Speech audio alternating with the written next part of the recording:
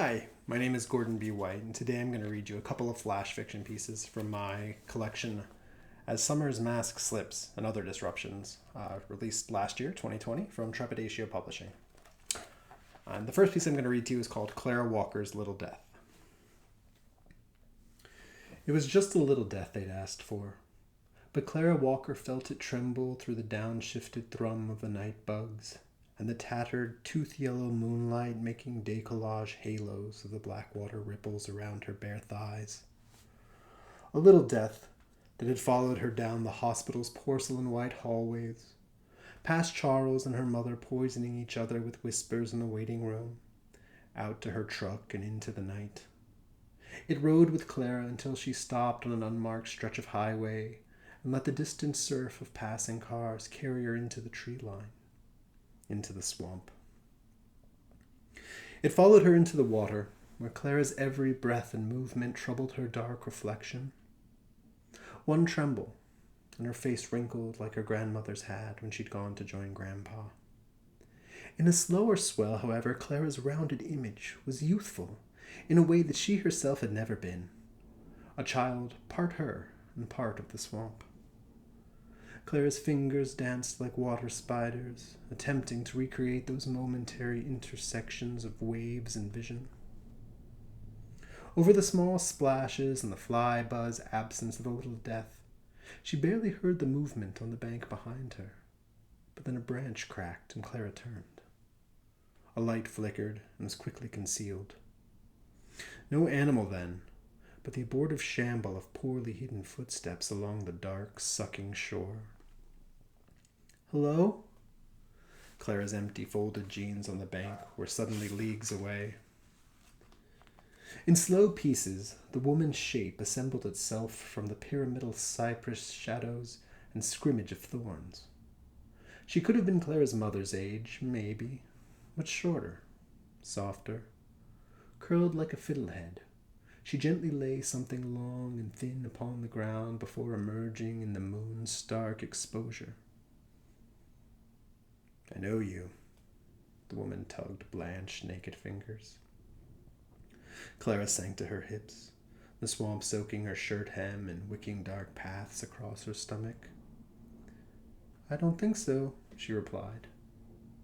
"Sure," the woman said. "From the hospital." Clara couldn't place her, but she'd been absorbed the whole time, neck deep in the little death. This woman could have been anyone. "Come with me," the woman said. She picked up a long, heavy-bladed machete from the ground. "Don't cause any trouble." Clara obeyed and approached the shore. Before Clara could reach her clothes, the woman grasped her arm, dragging her dripping from the water and then corralling her down the rumor of a deer path. When the path disappeared, the woman hacked through the overgrown plants, hewing forward, even though the sticks and stones of the emergent gateway pricked Clara and scratched staves across her blank thighs. Clara followed through the expanding ruin, finally emerging into a small copse of trees. Once, this space might have counted as a clearing. The mare's nest of rough stones at the center might have enshrined the now drowned fire pit. By shredded illumination sluicing through Spanish moss and miserly branches, Clara divined the serpentine rise and swell of funereal mounds and furrows. Unseen insects screamed murder from damp vegetable galleries, the unctuous miasma of interwoven blossoms and decay making the hot, wet air too much like drowning for Clara not to gasp. The woman hooked the blade to a clasp on her belt. She picked up a shovel from the ground and planted it deep in the soil, standing the shaft like a naked signpost. "Did you want to do it?" The woman walked towards Clara, the flashlight glass casting long shadows across the crevasses. "Was it your idea?" "I don't..." Clara's heels caught a swell in the ground and she twisted, falling to her knees. "Was it your idea?" the woman asked, suddenly appearing beside her. "Did you want to do it?" "They did." Clara withdrew into her shoulders. You, though, the woman said, the blanket of her hot breath falling upon Clara's cheek. Did you want it? Clara shook her head, then nodded, shrugged. Say it. The woman curled down to hear the whispered croak of Clara's words. Beyond the flashlight's halo, the groan of frogs and crickets drowned Clara's confession, rendering it ripples in the night. But the woman nodded, satisfied. She stepped back, allowing the flashlight's corona to settle around the both of them. In that moment of calm, the worlds released and flickering like fireflies, Clara embraced a new lightness. She laughed manic laughter. Unburdened, unfurling, she rose. She stretched wide, wider. Clara grunted as the unexpected burden of the shovel's rough wood and heavy blade slapped across her palm. She opened her mouth, but the dull gleam of the machete on the woman's hips staunched any protest. That was the easy part, the woman said, swinging the machete's tip like a compass point, inscribing the gibbous arc back to the hollow impression of Clara's prostration. Start digging. But I didn't, Clara started, but the woman held up one thick finger to silence her. Dig until I tell you to stop. Clara dug, each shovelful of slop building an ill pile. Her palms blistered and then ruptured. Her back screamed and she threw up. The hungry clay sucked at the shovel, pulling her deeper with each stroke. Do you always do what you're told? The woman asked, perched on a lichen-shrouded stone and watching over Clara. What? Clara stopped, blinking at the void that had grown up around her. Did I tell you to stop? Clara pulled the next shovelful up and let it fall on the soft, collapsing pile. The percussion of blood in her ears was deafening. Stop. The woman approached and held out her hand to take the shovel. Now lay down and bury yourself. From the malformed trench, Clara's heart howled. You don't have to do this, she said, and began to cry. I could leave. Just go home. Pretend, you know. What will happen if I let you just leave? The woman smiled, incongruously maternal for a moment, but then she crushed it. Bury yourself. What if I say no? Clara's eyes were wild, tears streaking the grime across her cheeks. Her thighs trembled, but the thick mud that held her feet smothered any flight. I'd like to see that, the woman said. Really. Clara surrendered and withered, shrinking into the hole. After she pulled the last handful of muck on top of herself, Clara wriggled that last limb down into darkness, too. Above her, somewhere, the woman must have been waiting, but the sopping weight pressed into Clara's every pore, every orifice.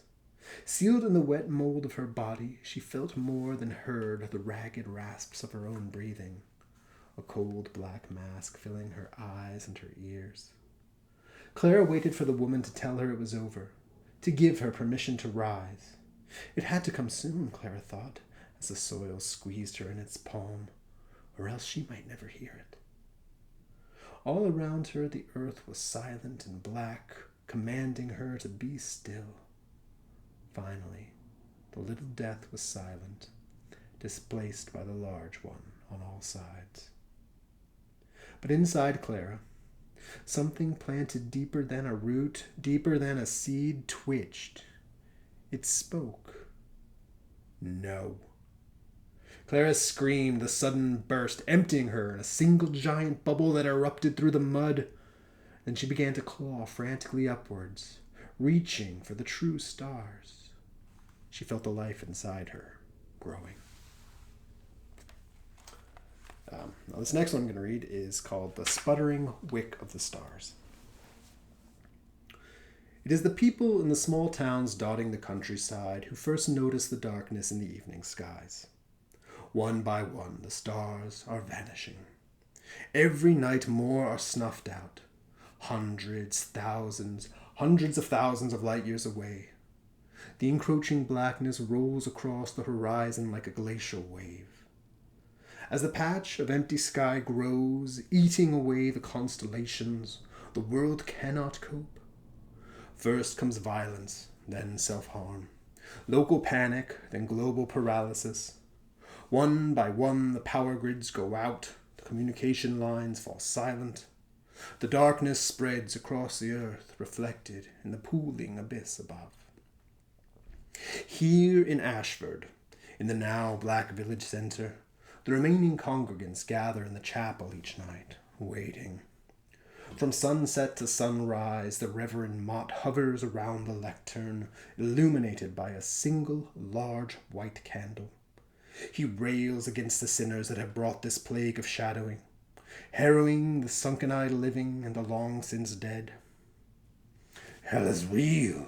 The Reverend wrings his hands, casting claws of shadow across his flock as he paces between the candle and the silent mass. The darkness is the void, the absence of the light of the Lord. He stops and crooks his finger at the room. The beast is coming for us, a cold black wind from out of space. The very breath of the devil is blowing out the stars like candles. The flame flickers, and a woman in the pews begins to weep. But there's a different murmuring in the back of the nave. A man stands, pushing someone away, then strides up the aisle towards Reverend Mott. I'm sorry, but I can't let you go on. The man reaches the steps and climbs to Mott's level. This is all superstition. It's lies. Reverend Mott crosses his arms and roots himself between the man and the fire. How do you know? Hubris like yours has brought this ill wind. Well, first of all, the man adjusts his glasses. There's no wind in space, ill or otherwise. There's no air at all. The stars are not being blown out. What, then, is causing this darkness? What is this, if not evil's breath and the world's end? Let me tell you, the man turns to the crowd. I'm a scientist. I know the truth. He rolls up his sleeves, gesticulating as he speaks. You see, I've studied the universe. I've seen it through telescopes in all its wonder and strangeness. I promise you, there is no magic wind. The devil is not blowing out stars through the reaches of space. The man swings his hands in punctuation, forcing Mott to take a half step backwards to keep his balance. The crowd mutters. No, instead what it's doing, and looks his thumb and index finger, is more like this. And he reaches past the Reverend Mott and pinches the candle wick, snuffing the flame instantly and unleashing darkness throughout the chapel. But you were right. The beast is coming. And for my last one, I'm going to read you The Rising Sun, and it's S-O-N, sun. Now, Donna and I weren't married, which is probably just one reason we didn't go up into the sky with most of the other folks in Despin Creek. Donna said to bawling that we'd miss the rapture, but I wasn't worried. I'm what you'd call a practical man. Now, first I took my guns, and using those, I took other people's guns. Then, with all those guns, I took all the food. Now, with that settled, people started seeing the wisdom of coming to me. We gated up the town, fenced it in with old cars and construction supplies. We had hard men and loose women, sure, but also doctors, lawyers, teachers, and everything. It was just like the old days, but better, because I was in charge. Because there was enough canned food in the warehouse and soulless animals in the forest to keep everyone fed.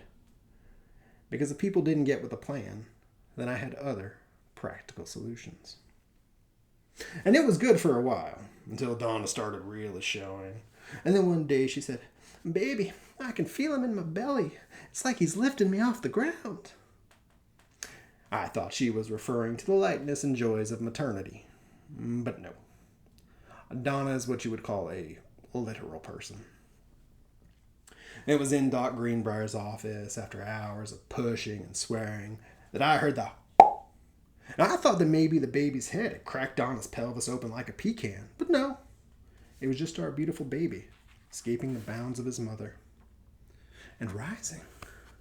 Straight up like a birthday balloon, with a thick, wet tether back into Donna's recesses, the only remaining connection to this sinful world.